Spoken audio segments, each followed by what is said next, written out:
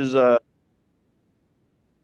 ninth graders, and we watched a couple videos on STEM careers, and we did watch a video Dow has about Okay.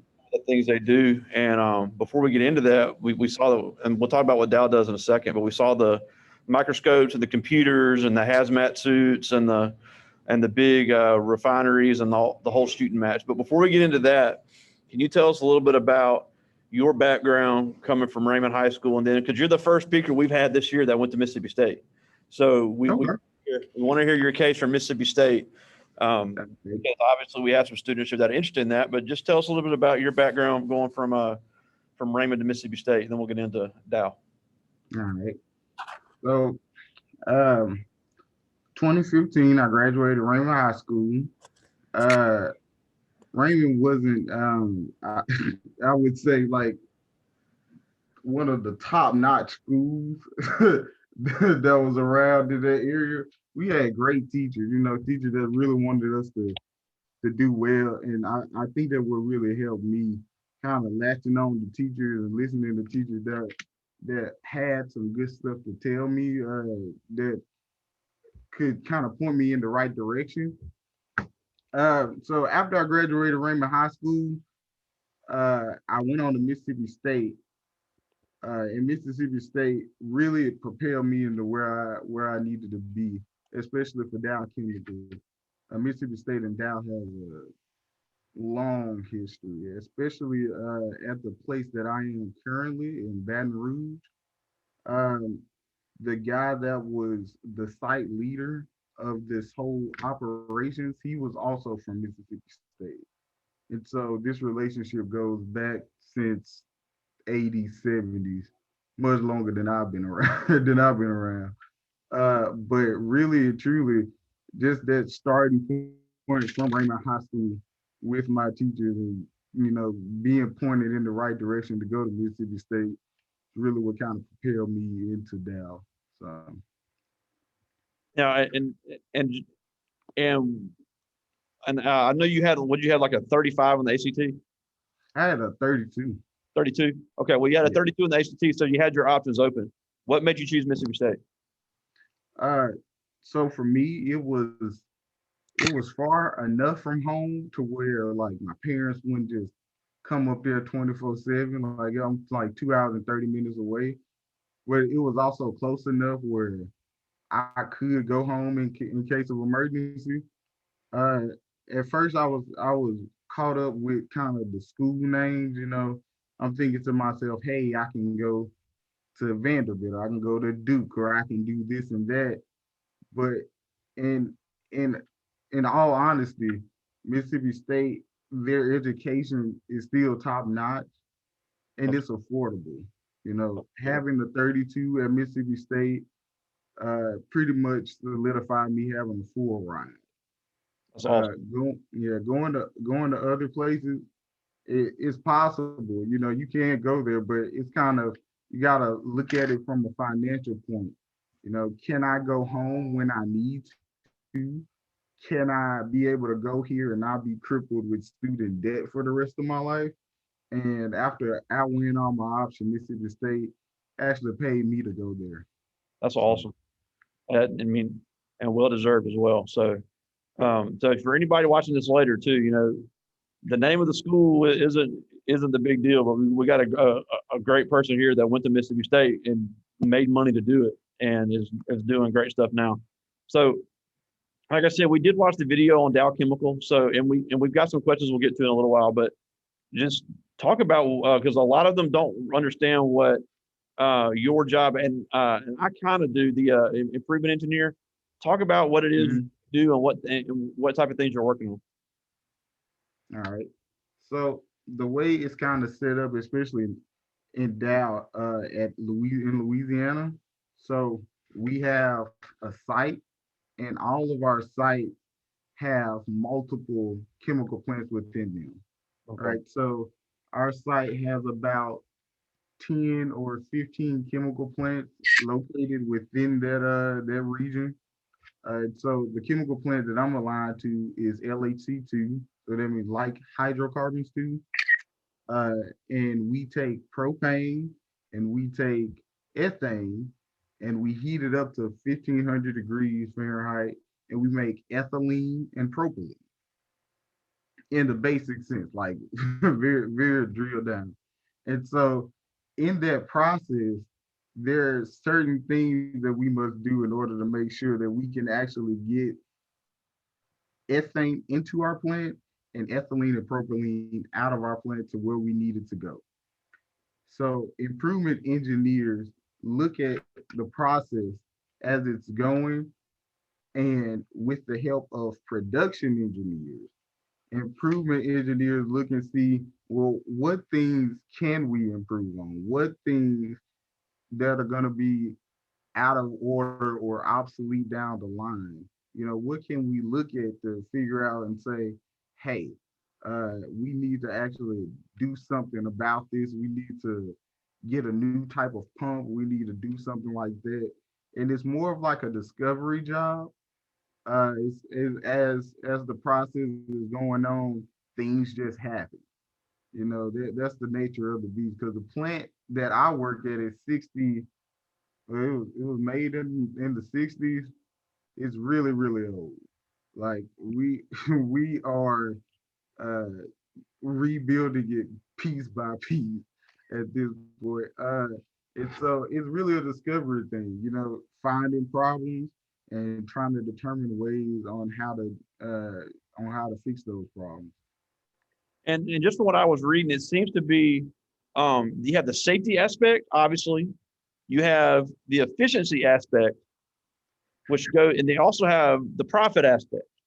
Right, Because if I'm from what I read, I mean, I'm not an expert, but it looks, and this would be with any company, but especially with you guys, you got to look at the safety of of moving the chemicals, the efficiency of the time and using the space, and then obviously finding the way that it will save as much money as possible to still make a profit. right. Okay. Uh, Dow is most definitely on the on the forefront of safety. Uh, and really, safety drives everything that we do. And so once we understand that we can do or change the process in a safe way, we have process engineers who work in hand with the improvement engineers to make sure that once everything is safe, once everything is secure, we can determine the profitability of our projects. Oh, that's awesome. And especially in the hydrocarbons, so light hydrocarbons too, in that sector of Dow, there's a lot of activity going on because once we make the propylene and the ethylene, we send that to our poly plants and they make the plastics. And so those plastics can be in anything, you know, food grade plastics like the covering on meat when you buy it at the store. You know, Dow has a hand in that. Propylene glycol like antifreeze, right? And so they pretty much determine and make sure that everything that we do is gonna be profitable in the end. And so our plant on well before we shut down for our turnaround, we were at about 800,000 a day in profit, just on that plant alone, on our plant alone. Yeah, especially with how ethylene prices are going and propylene prices are going, hydrocarbons business is really raking in money. All right, now, and I know you originally started out as a computer guy, but I know there's still the computer aspect of what you do. Because one thing that I preach and a lot of these other teachers preach is knowing as many, or not being an expert, but being familiar with as many software programs as possible. So, how many software programs would you say you have to at least be familiar with on a daily basis? Uh, I would say, and I'm still getting used to some of the other computer programs because I would say I really use about three programs. Okay, one of them I'm still trying to get a get a hang of. It's a old system that Dow has, and me and that system have some issues. But learning Excel, PowerPoint, Microsoft Word, those are applications I use every day. And a side note, since you brought up the computer thing, so knowing computers really also is what helped me get this job as well. With Microsoft Excel, a lot of people really don't know all that Excel can do. Excel can really make anything a lot more productive. You can actually code in Excel. No, I didn't You, even know that. yeah, so you can get Excel to do certain things for you, automate tasks using VBA. And in a lot of internships and co-ops that students are going to go for when they're in college, those companies are looking for students that can be able to code as well. And that's something that even Mississippi State, and I've talked to our director about it for chemical engineering. That's something that I don't think we push hard enough. It's just getting some sort of background in code, learning code syntax, learning how code works. That makes you really, really profitable as a chemical engineer who has some sort of coding background. Yeah, absolutely. And we actually have a coding program at our Votech Center. Um, but and in the video for Dow, it showed about their diversity and all that stuff in HR. So not just for Dow, but in the industry in itself. How diverse as far as minorities and females is it in the workforce?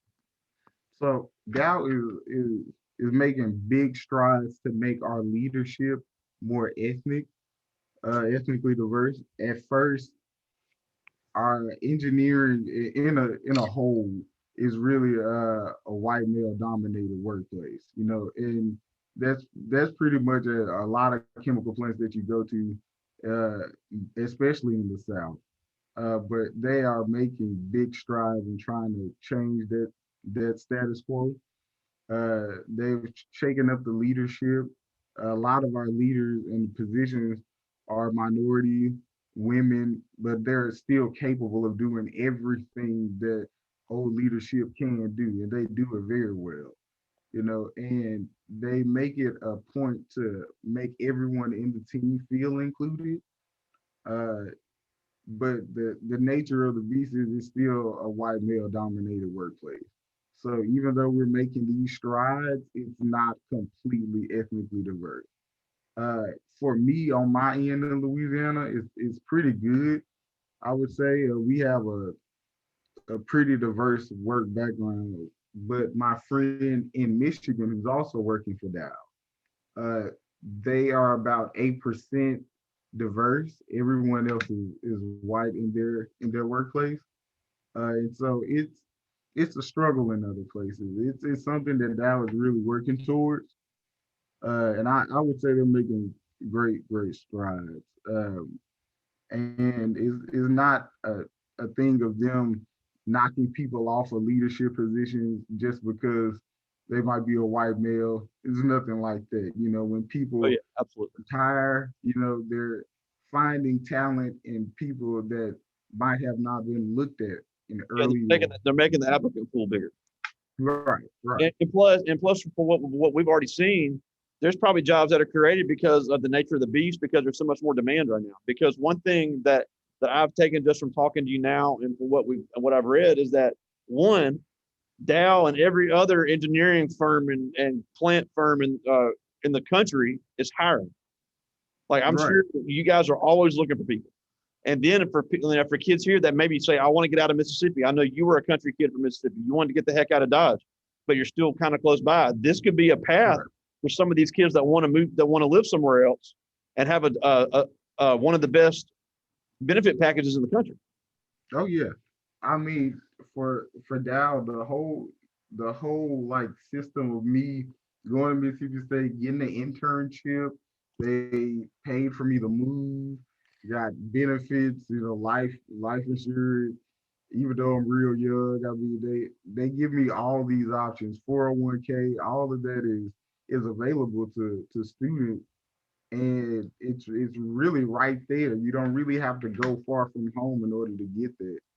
And I think it's just a matter of getting the word out there and letting students know that these companies are looking for students of students of color, students that are really driven and wanting to actually get something done and do something. They are looking for. That's all. Yeah, because you hear people say all the time, "I can't find a job." I'm like, "Well, you're not looking." Right, right. Uh, And there has to be some sort of initiative or movement on the students end. And I think like especially in ninth grade or 10th grade, those are the perfect times for you to be able to say, hey, I need to, connect with some teachers to figure out who I can use or leverage to give me the right recommendation letters or actually help me advance to the next level of learning what I need to learn. You know, like taking the ACT and the SAT. That's also another big thing that I yeah, think. I know. Y'all pushed that. We had the at Hines County. They pushed the ACT. Here they get 3 free ACTs. Right. So That's for that never happened when I was growing up. So they didn't yeah, have so a lot like on that. if students get the reduced lunch, you can take the ACT 4 times for free. Okay, I didn't know they had the extra one. So cool. Yeah. So for me, I took the ACT in 7th grade for free. Then, so they didn't even count that one for my fee waiver. So then when I got into 11th grade, I took the ACT for free. And then I retook it in 12th grade and I took it for free. And so if you go on ACT.org, they have the fee waiver already pretty much pre-made for you. You just fill in your personal information and you can give that to a high school counselor. Okay, one second. I'm turning the ear down here because they're cold. All right. But yeah, All right. All right. So now and one more thing I wanted to get to before I get to some of these questions is that you work overnight, correct? right, right. All So right. I'm working, that started April 12th. And so this is a newer experience for me, I would say. Mm. Yeah, but Mhm. I've never worked overnight, but here's what I've heard from people that have done it.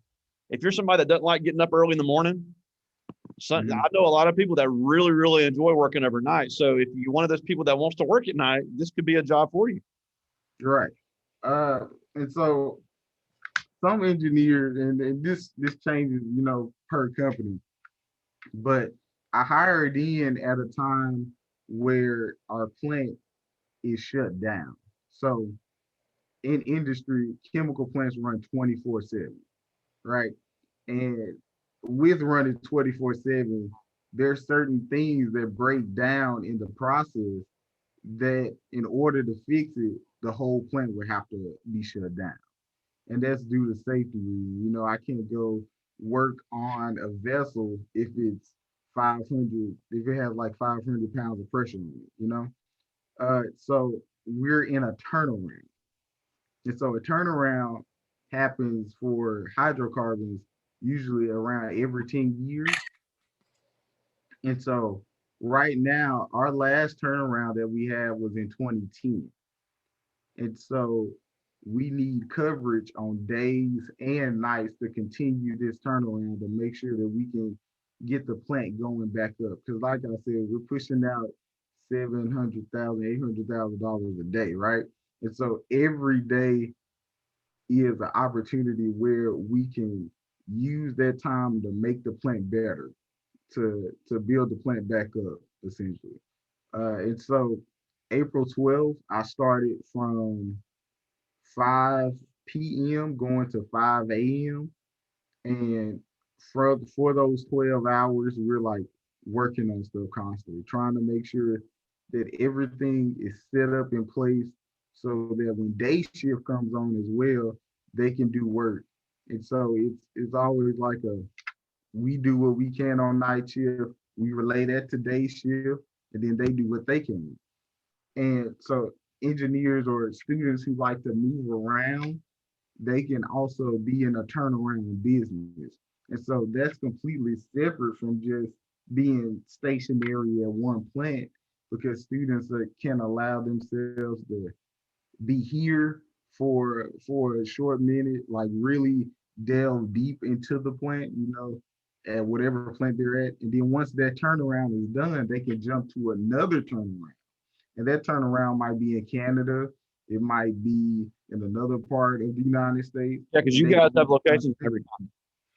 right. I mean, that was pretty much everywhere besides Antarctica. Yeah. Legitimately everywhere, and they make adhesive, solvents, silicone, polyurethane. Wow. The opportunities are Yeah. endless. So, like I said, if somebody wanted to live somewhere else, it could be a good company to get on with. Now, before I get to some of these questions, I know you wanted to talk about college STEM programs. Yeah. So one thing that really helped me out was summer bridge programs. Uh, and these are more for like when the students become high school seniors and stuff like that. But whatever college that they're going towards, there's usually a program that helps students kind of get through that transition from high school to a university. And a lot of these programs are offered free. Yeah. uh, they'll give you a chance to take some introductory courses. So that's like English, chemistry, calculus, physics. So some of these courses may or may not count towards your actual GPA, just depending on the institution that you're at. But especially for students of color, they have these transitionary programs where these students can go to the university, and they can meet other students who are like-minded with them, really make some lifelong friends. I was with the people I met in my program, I was with them up until I graduated. So that's 5 years. I was roommates with them my entire college career. And so having that support system is really key to making it out of college. That'll be Yeah, because you because gotta have some sort of support somewhere. yeah, at LSU the program was called Summer Scholars, and it was for minority students, and Right. they were from all over the country. But it did give them that community, and they were able to get a leg up, and they were able to live on campus before everybody got there. So they did acclimate themselves to living at because in Mississippi State the same way. I mean, even somebody like me that went to a huge high school, nothing can really prepare you for the amount of people and the speed that it really moves. So yeah, I agree 100%. And anybody seeing this later, find one of those summer transition programs. Um, and like Right. you said, most of them are free. And Right. if you're a minority or a female, they really want you to get in on those, especially if you're a scholarship student because they don't want to lose you. So they're going to do everything they can to keep you there. Uh, Exactly. and then, And I will add just one more thing.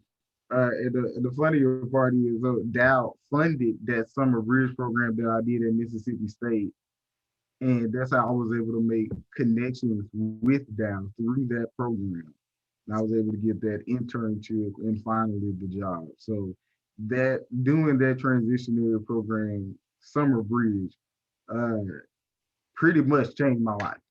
that's It awesome. changed my whole trajectory of what I'm doing now. Yeah, So now, and that's true because somebody that knew you, you had a completely different path that you had told me when you graduated from high school, and it completely right, changed. I mean, it kind of a little bit similar, but yeah, your path that you had picked out from you told me when you graduated from high school went a completely different direction. Now, I stayed at the right, same school, but it was a different direction. completely different direction. Now, and one thing I did want to hit on before I forget about it. When you were in high school, you were obviously one of the best students, but you still enjoyed yourself. You were in the band, you were in the choir, you were involved in a lot of stuff. So it wasn't like you were just saying, I'm just going to study all the time and not have any fun because you were a well-liked person and you were involved in a lot of stuff. We got some athletes in here, we got some band members in here. So, let them know how you balanced all that because you were still able to do that and had unbelievable grades. Right.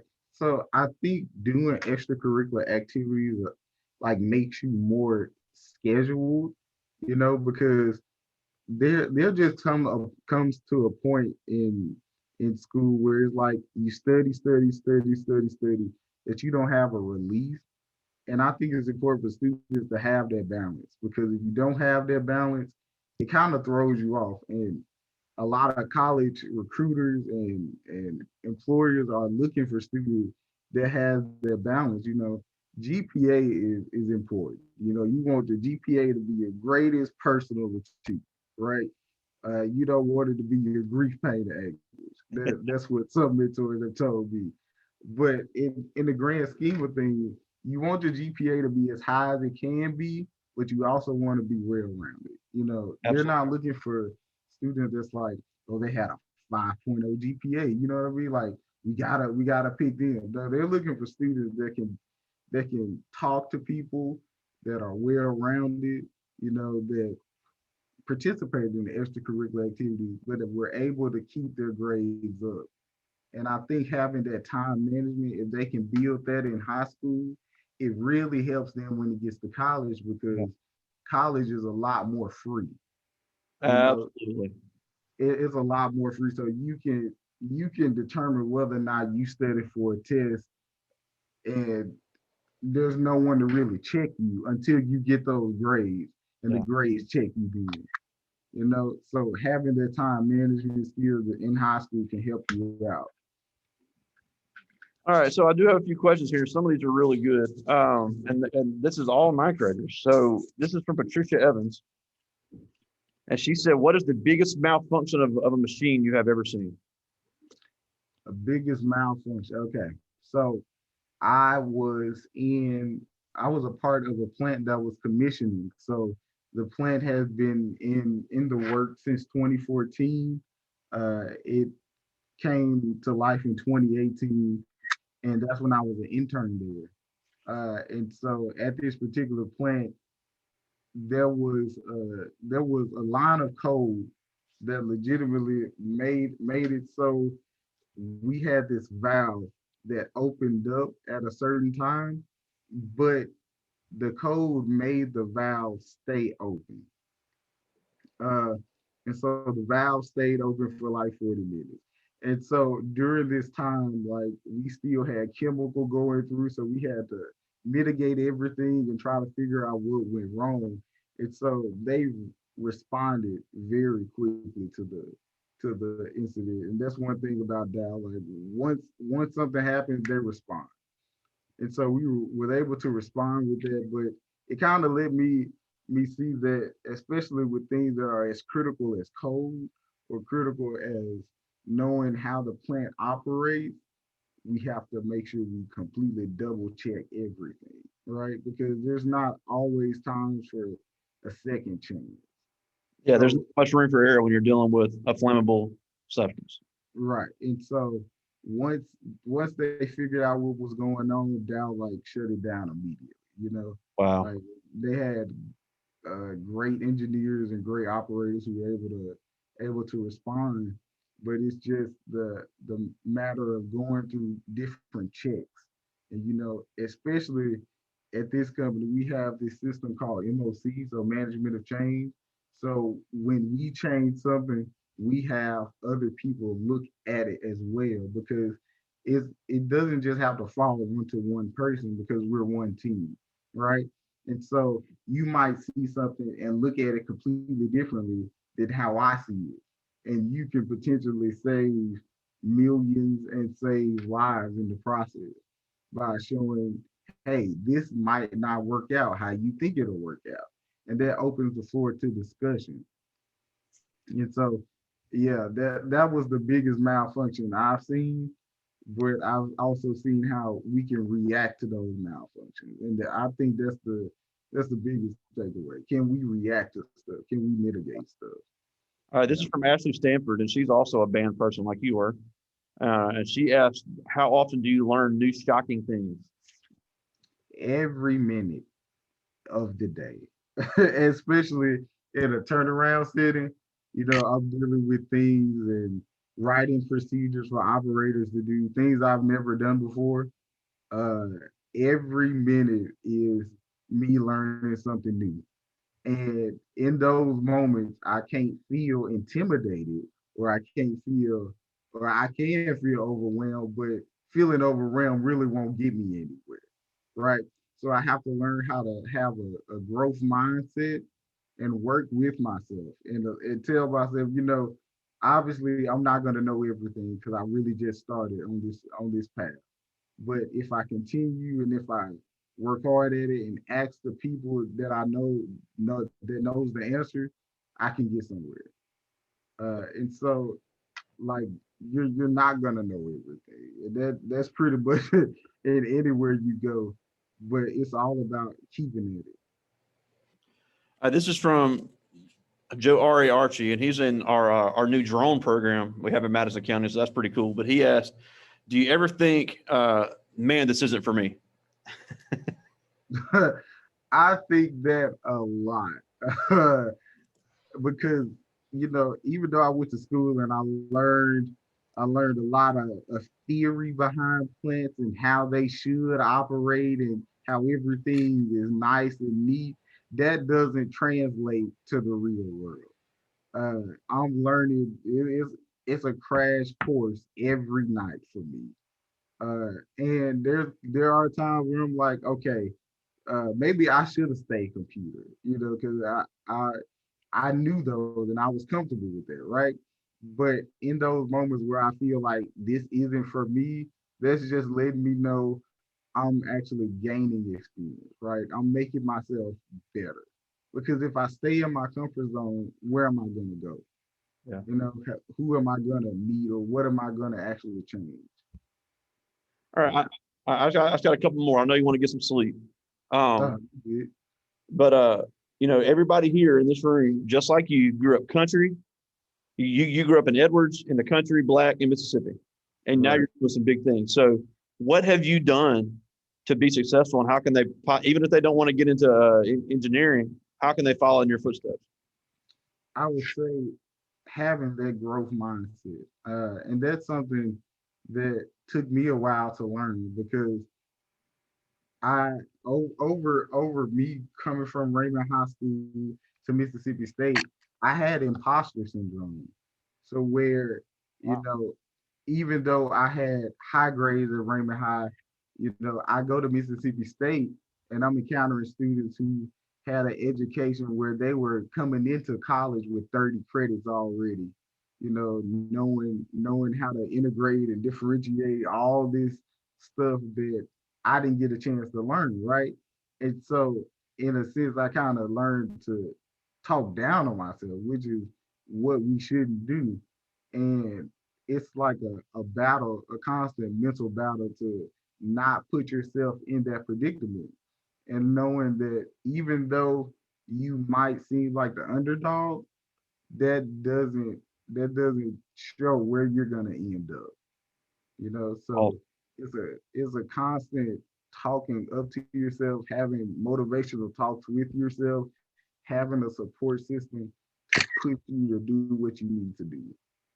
And also it's a lot of research, researching what college do you actually want to go to, researching, what are the scholarships that you need to do or need to apply for to get to that college, and not being afraid to go in and latching on to teachers and saying, hey, I need a recommendation letter, or what's your advice on this, and what's your advice on that. Not being afraid to step out of your comfort zone and calling the admissions counselor of that university and saying, hey, this university is expensive. What ways can I do? What things can I do to actually pay for my career or for my college? Just really putting yourself out there can get you a lot of places too. yeah, I agree. It's not always what you know; it's who you know. Even though what you know is extremely important, who you know is just as important. Right. All right, now one before we go.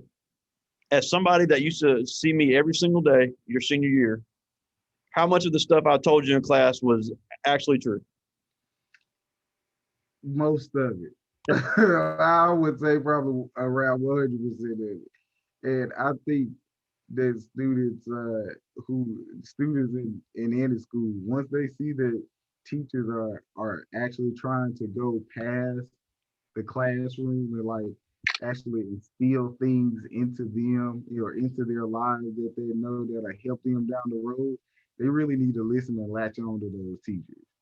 Because in the same way when you ask me about doing this, I know that you're actually trying to go and help the students further than the classroom, because outside of the classroom, the real world can can be rough, and having teachers that have lived through things, that can instill life lessons into students, they need to latch on to those teachers. Well, Most definitely. we really appreciate you joining us today, and I know you got to get some sleep, but I just want to tell you, I'm proud of you, man. It's inspirational to see you so young, just killing it. I But get some appreciate sleep, have some fun in that Baton Rouge traffic. I don't know about the fun part, but I'll try. People don't realize that's one of the worst traffic cities in America. And Yeah, it like if somebody that went to LSU and now you live in Port Allen down there, like that Baton Rouge, Louisiana traffic will knock you to your knees. and honestly, with the turnaround, like with how big Dow does for their turnaround, our turnaround is $80 million, right? That's So unbelievable. right, so like we have people coming from across the country. We've literally have created traffic, like it's traffic jam because we have people. There's an influx of people going to the plant. Yeah, Not that only Bridge is something serious now. yeah, not only people but equipment as well. Wow. It's so that's the type of pool that the company has, and that a lot of chemical companies have that students can really can really join. So Well, that's awesome, man. I'll like I said, get some sleep. We thank you for joining us today. And when I get down to Baton Rouge, we'll do something. all right. If y'all have any other questions or anything like that, you have my number. Just let me know. I'll give all the information I can. I told the state admission counselor for the engineering minorities sector of Mississippi State about me talking to you guys. I can get her to give y'all information as well. Just let me know if I can be of any help. Yeah, and that's the thing. Admission counselors, like folks say, I don't want to bother them. That's their job. They want you to bother them. That's Right, at any school. Believe me, they want the attention. right. So please let me know if I can be of any help. All right, we appreciate it, man. Thanks so much. Proud of everybody. All right, See no you. problem.